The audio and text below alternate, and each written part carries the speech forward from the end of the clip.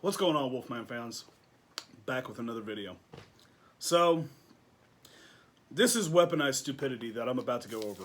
And by the way, this is take 2. The first one was far too long. It's hard to hold people's attention over a certain time frame. But let's get into this. I had saw today, I was watching something, I was surfing through YouTube, a video talking about how the terms morbidly obese and obesity, they're racist. I'm not even going to go into why, because honestly, that's such a stupid concept, it's not even worth delving into. But it did make me think, what about other things that are considered racist? What else is considered racist nowadays? Because guys, it's a hell of a list. I went and Googled, and I Googled and I went through DuckDuckGo.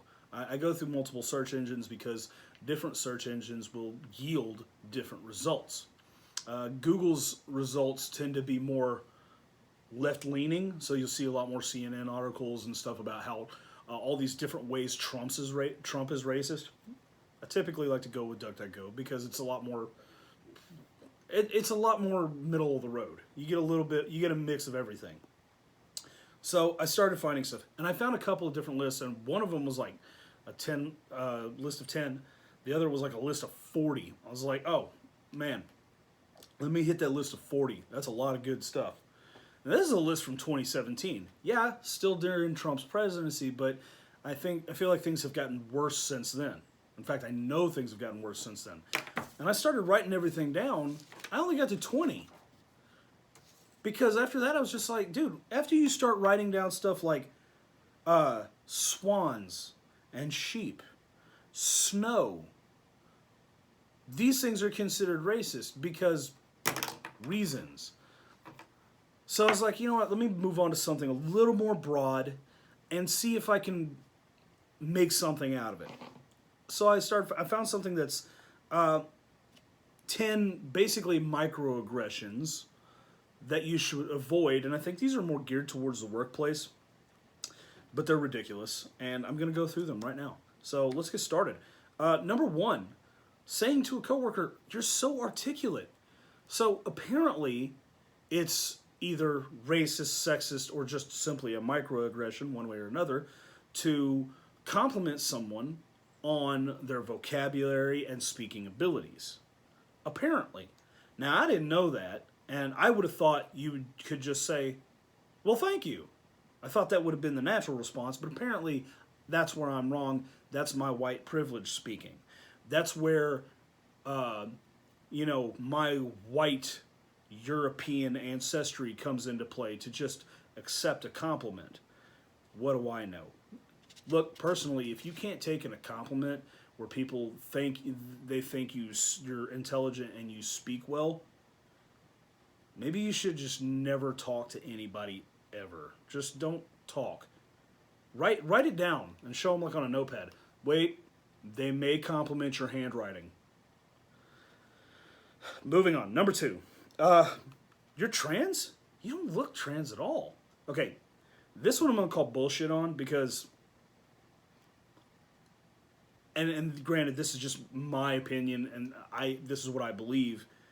Please let me know if you've ever heard something that's stupid in real life, but please let me know. I'm going to go ahead and go out on a limb and say that absolutely 0% of anybody has ever said this. What does a trans person look like?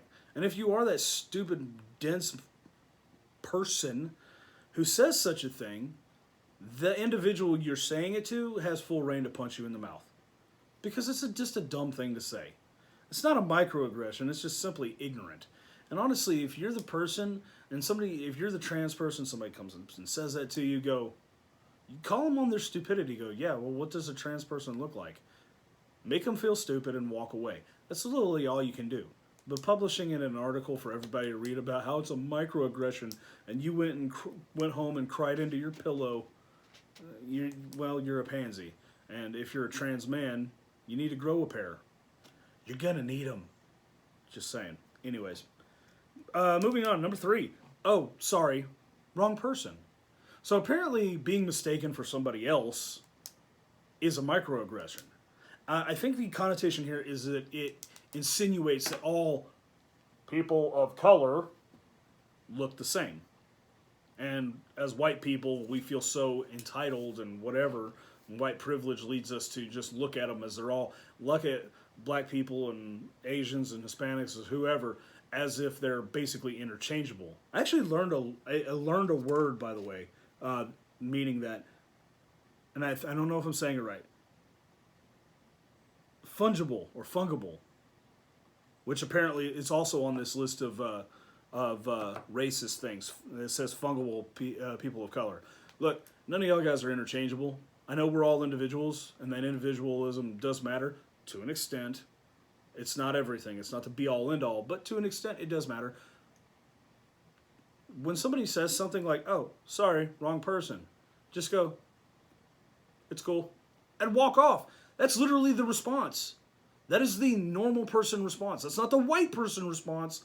That's the normal person response. That's the non-crazy person response, okay? By the way, I'm getting to crazy. Getting ahead of myself here. Anyway, moving on. Number 4. Oh, you're gay? You should totally meet my other friend who's also gay. Okay, well, with this one, I have heard of this. I've heard of it on like a TV show or something. I don't know if it was just scripted. I don't know if this gets said very often in real life. It may. I could believe it. But look, if this comes up and you're the gay person that they're talking to, you have a couple of options. You can say, cool, because you like to meet new people. Just because that other person's gay doesn't mean you have to, go out with them or anything like that. Just meet new people. Cool, whatever. I personally love meeting new people. I get told a lot as a veteran, like, oh, well, my sister's husband is also a vet. You guys should hang out. Sure, why not? I like meeting new people. Cool. Or you could simply tell that guy, hey man, just because I'm gay doesn't mean I'm looking for a boyfriend. And then end it. It doesn't need to go any further. Again, you don't have to go home and cry into your pillow about it. That person who said that, I guarantee, was not trying to be mean to you. They may just be awkward at approaching the situation. Give them a little bit of leeway. People are different. Not everybody is as open-minded and heartwarming and rainbow hugging as you are. Some people are a little bit different. Give them that leeway. It's okay. It'll be okay, I promise. Moving on. Number 5. Remember I said I was going to come back to saying people are crazy? Number 5. My boss is crazy. Similarly, you could say my boss is an asshole.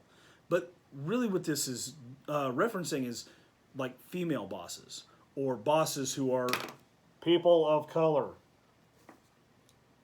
If it's a white man who's your boss, you have full free reign to call him crazy, asshole, son of a bitch, motherfucker, whatever you want to call him, because nobody cares about that white male. And it's probably true because he is a white supremacist, patriarchal, whatever. That's where he comes from, so he deserves everything he gets. Or at least that's what we're being led to believe in the last, 10 years or so. And, you see what's going on. But, if you make the reference that your boss is crazy or an asshole or whatever because they're female, and they happen to be a female or a person of color, well, then that's just being racist or sexist. God forbid you call anything they say into question, even if they do happen to be an asshole, and you're just calling it like it is. So, in this case, maybe you're just one of those people who defends other people based on their skin color or their sex, which, I didn't know if you know this, that makes you the racist, that makes you the sexist. Because regardless of whatever they did wrong, their skin color means that they can't be called into question. You see the backwards logic on that? Look, some people are just assholes, and some of those assholes end up as bosses, and the workers below them are going to say, yeah, my boss is an asshole. Period. Doesn't mean anything else except for my boss as an individual is an asshole. That's all it means. Moving on. Number 6. Where are you actually from? Now, I might say this to somebody personally. I wouldn't put actually in there. I might say, hey man, where are you from originally? Or where are you originally from? Because I like to get to know people. And being a history buff, sometimes it's cool to know people's backstory. And sometimes their backstory leads into a fascinating history of their own family. And that's cool to me. I love that kind of stuff. But apparently far from being just two people trying to get to know each other, it's a microaggression. It has racist connotations, assuming that all Hispanic people come from Mexico or Latin people, whatever. I honestly don't know the difference between Latin and Hispanic. Don't hate me for it. I think both are just made up to make different individual groups feel special. Because apparently it's pretty cool to call all white people white, regardless of where in the world their ancestors came from. We're all just white. So, whatever. So these, but it's apparently racist to ask where somebody's originally from, because it might be insinuating that black person might be from Africa. Look, if you were talking to me and you very clearly have an accent, a West African accent, if you're able to identify most people can identify an African accent, or a Haitian accent for, whatever. You might be curious of, hey man, where'd you come from? It's an interesting conversation. That's all it is. Some people taking offense to this, honestly, is where you come from offensive? Is it hurtful? If it's not, then it shouldn't be an issue. You need to quit bitching. And if it is hurtful, if you were running from a past, some horrible thing that happened back where you're originally from, tell that individual, I don't really want to talk about that. And leave it at that.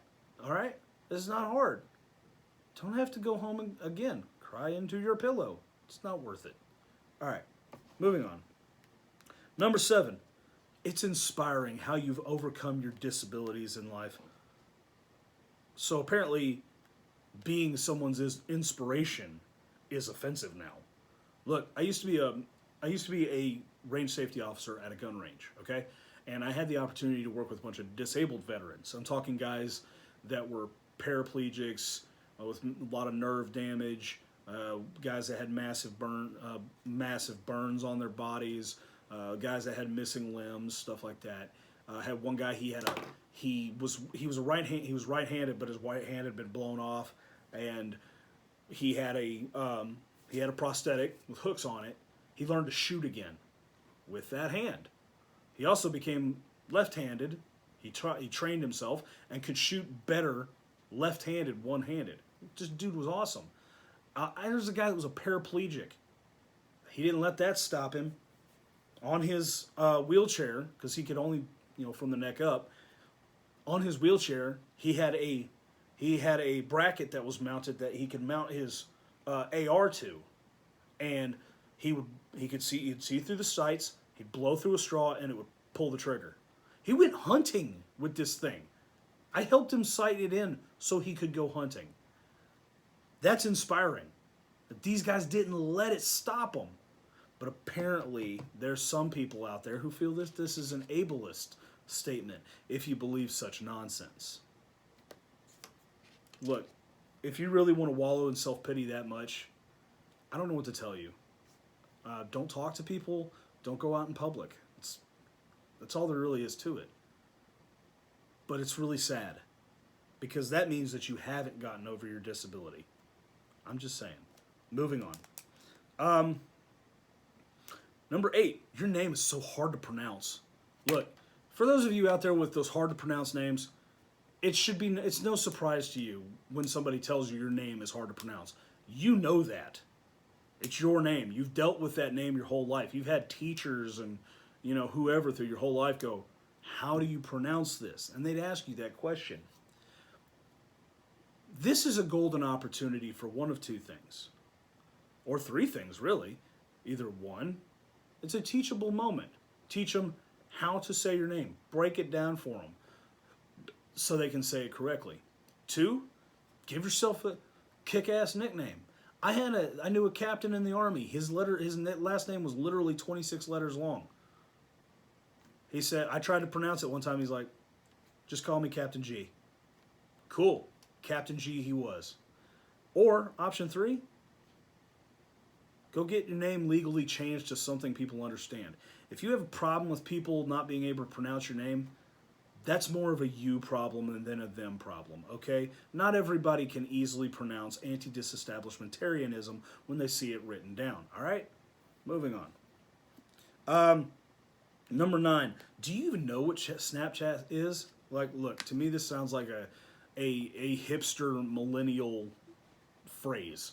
And if as an older person, like Gen X, or, you know, if you're a baby boomer, and you get a little millennial or younger smartass saying something like this, just punch them in the face. Because they're a douche and that's what they deserve. And then move on with your life. It's not worth crying over. It's kind of just a stupid thing.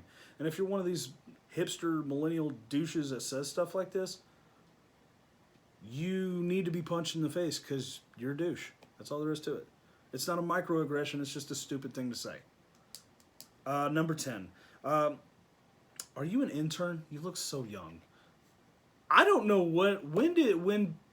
I really don't know when being called young turned to being offensive. Because as far as I always knew, that was always a good thing. People don't like aging. Well, some guys do because, you know, you get facial hair, maybe that salt and pepper gray hair, and it makes you look, you know, whatever, dashing, whatever. Look, women I know especially, they don't like the fact that they get older. And it's always been a thing down, at least where I'm from, that, you know, my aunt, or let's say my aunt or something, go, oh, it's your birthday? Man, you don't look a day over 25 or something to that nature. You always say something, it's being nice, referencing them to be younger. Just makes them feel better. But apparently that's insensitive now. Because God forbid you not know how old a person is on first sight. You know? Look, this all is just some ridiculous stuff. The point of all of this is to take the simple, slick-brained, crazy people who have nothing better to do with their lives and create distractions for the general American populace so that things that are going on, bigger, more important things that are taking place in government are not focused on. They don't get the spotlight, so people don't know what's actually happening. And as a bonus, if they can take this crazy social justice nonsense and they can create, you know, that kind of censorship and removing the First Amendment, if they can create that kind of, you know, thought police, you know what I mean? Then, and destroy things like any kind of a superiority complex from people who might consider themselves superior because they are white or whatever. Toxic masculinity. We don't want strong men who are willing to fight. We want weak soy boy cucks, which is, by the way, I don't use those terms very often, soy boy cucks. I don't really say that. I think it's just unnecessary word salad, but that's what they want. You know, highly effeminate men that buy into whatever nonsense of social justice that gets thrown out there. You know, they want those kind of men. They're easily manipulated, and they are easily managed. This is a world that they're trying to create, and they're using the dumbest people that they can find to make it happen. And unfortunately, those of us that don't buy into this nonsense, we're still being distracted by it. So, we all know it's stupid. We can call it stupid. Don't forget, there's stuff that they're hiding from you. Go look. Do your research. Don't be willingly stupid. Don't be willingly ignorant. Do your research, documents, and everything that's going on is out there. Dude, watch C-SPAN. Watch what's going on the floors of Congress or in the Senate. You know, watch these things. It's all happening right before your eyes. Don't be blinded by the outright stupidity that is designed to be frustrating and infuriating. That's why it's there. Get away from it. It's all a bunch of bullshit. And you know it. And I guess, as you know, G.I. Joe says, knowing is half the battle. I really didn't know where to go with that one. Anyway, I hope you guys are having a great day. And you guys, I'm trying to keep up with the idea of doing videos either every day or every other day, as often as I can think of it. But sometimes I honestly can't come up with something, and sometimes I'm just busy. So just bear with me. If you guys do have a suggestion for something you'd like me to talk about, something you would like me to cover in a future video, I don't mind at all. I've done a suggested video for someone else, which again, that was my What the Flag Means to Me video, and it was one of my best viewed videos in a long time. And a lot of thank you to you guys for that. I really enjoyed making that one. So again, if you guys have suggestions, I'm more than happy to take on that challenge and go ahead and make that video. But again, that's all I got. I hope you guys are having a great week. You guys continue to stay awesome, keep your head on a swivel, and take it easy. We'll see you in the next video. Later.